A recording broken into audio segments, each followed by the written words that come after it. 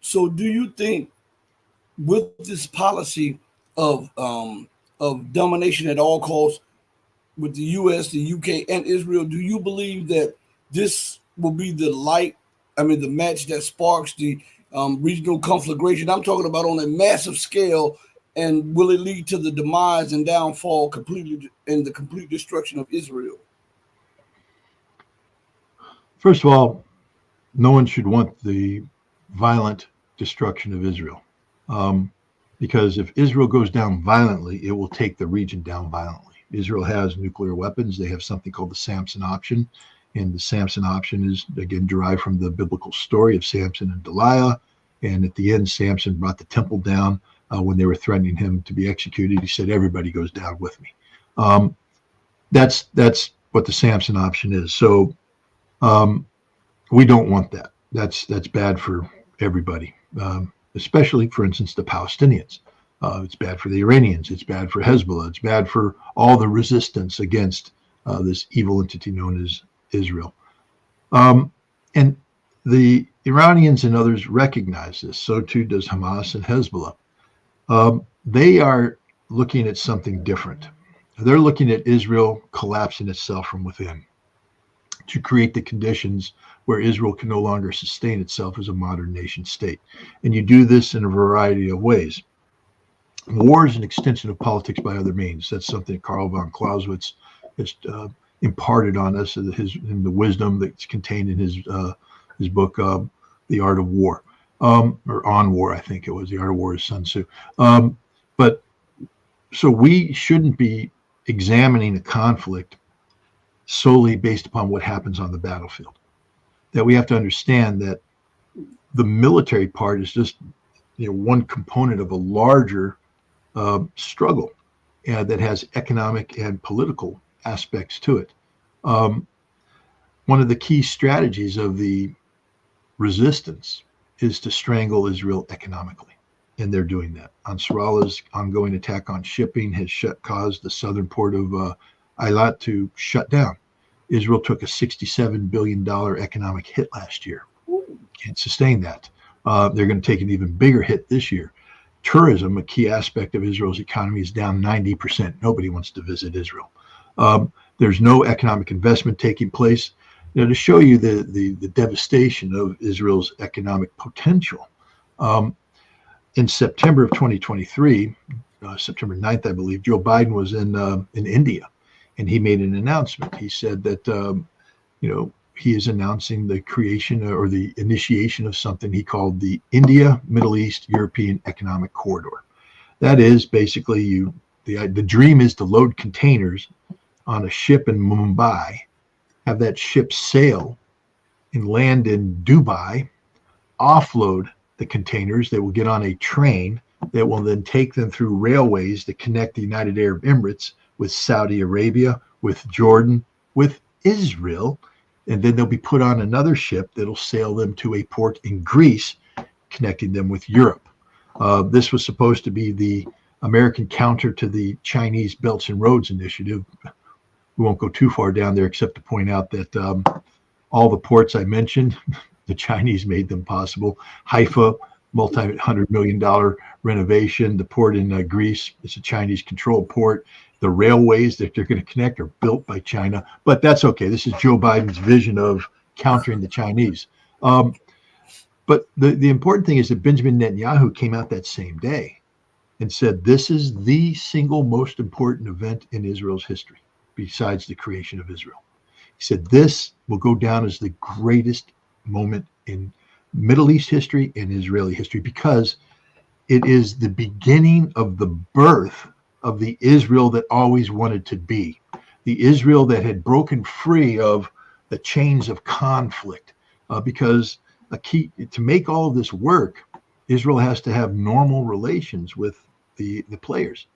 And this meant Saudi Arabia. Israel was on the cusp of finalizing an agreement with Saudi Arabia that would lead them down the path of normalization. And when we speak of normalization, remember, it's done under the auspices of what's known as the Abraham Accord. The Abraham Accords, if you look at what it says, it means that there will never be a Palestinian state, because the Abraham Accord allow for ongoing Israeli settlement in the West Bank. There's no process of reversal. It just means the death of Palestine. And all the Arab nations, if this plan goes through, are saying we're okay with that. Saudi Arabia, we're okay with that. United Arab Emirates, we're okay with that. Jordan, we're okay with that, because they are looking for economic prosperity, and Israel is looking to become the hub of all of this, a technology hub, an economic leader, a regional leader now. And so Netanyahu was just overjoyed. He even went to the United Nations and made a similar presentation to the international community, bragging about how this would transform everything, and in his arrogance, holding up a map that showed Greater Israel, meaning no Palestinian state.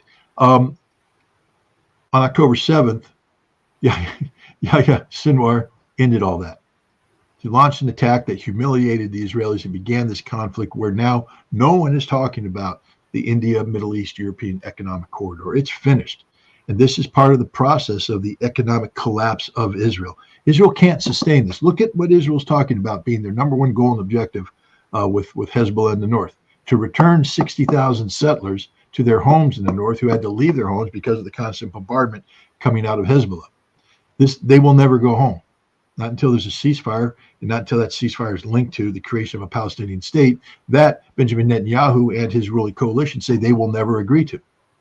And Israel can't beat Hezbollah. They're getting beaten by Hezbollah as we speak. Wait a minute, Scott, didn't they kill Hassan Nasrallah? That's not Hezbollah. That's the leader of Hezbollah. But Hezbollah is a resistance organization with built-in resilience. As Hezbollah's command says today, every one of our leaders has a deputy, and every one of those deputies has a deputy. And every time you kill him, the deputy steps up because he's ready to go right now. You will never, ever prevent this resistance organization known as Hezbollah from carrying out its task.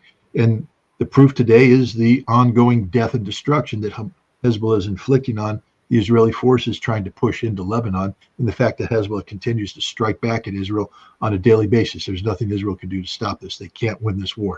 Hamas is the same way. You killed Sinwar. Sinwar was the dead man walking. He always said so. He used to go and speak in a mosque on Friday prayers and say, "Here I am. I'm here, speaking."